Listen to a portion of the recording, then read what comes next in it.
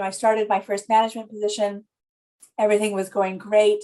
This LEAD program came up, and my boss said, "Hey, do you think you'd be interested?" And I said, "Sure. I love to learn. I love learning more about myself professionally and personally."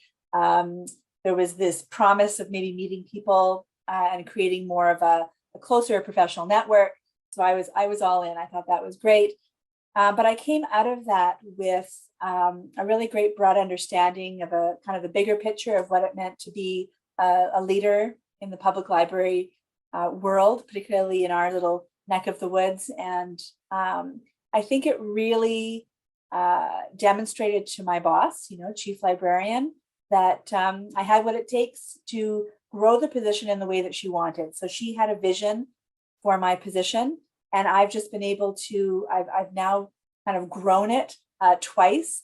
And the first time I went from being a manager of learning services to the manager of learning programs and partnerships, and then to the director of learning programs and partnerships.